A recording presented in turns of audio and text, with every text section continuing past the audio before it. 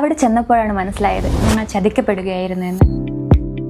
നിങ്ങൾ വിചാരിക്കുന്ന പോലെ ഫിനാൻഷ്യലി നല്ലപോലെ ബിൽഡായി കഴിഞ്ഞതിന് ശേഷം യാത്ര ചെയ്യാൻ തുടങ്ങിയവരല്ല ഞങ്ങൾക്ക് ഒരുപാട് ഫിനാൻഷ്യൽ പ്രോബ്ലംസ് ഒക്കെ ഉണ്ടായിരുന്നു. അതിനപ്പുറം ഒരുപാട് സ്വപ്നങ്ങളും ആഗ്രഹങ്ങളും ഉണ്ടായിരുന്നു.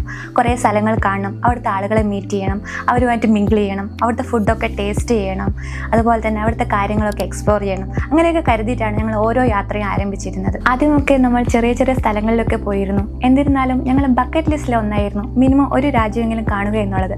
കുറച്ച് പൈസ ഞങ്ങളുടെ കയ്യിലുണ്ടായിരുന്നു, പക്ഷെ അതിന് തികയില്ലായിരുന്നു.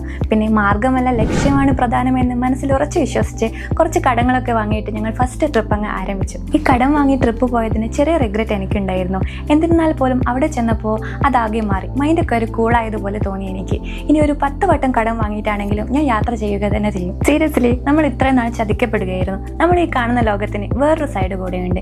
കുറേ മനോഹരമായ സ്ഥലങ്ങളും ഒരുപാട് ആളുകളും. അത് നമ്മൾ എക്സ്പ്ലോർ ചെയ്യണം, എക്സ്പീരിയൻസ് ചെയ്യണം. നമ്മൾ ഇത്രയും നാൾ കണ്ടതാണ് വേൾഡ് എന്ന് വിചാരിക്കല്ലേ. ഒന്ന് മാറ്റി ചിന്തിക്കൂ. ട്രസ്റ്റ് മീ, ഞാൻ പറയുന്നു, ഇതിൽ നിങ്ങൾ ഒരിക്കലും റിഗ്രറ്റ് അടിക്കില്ല.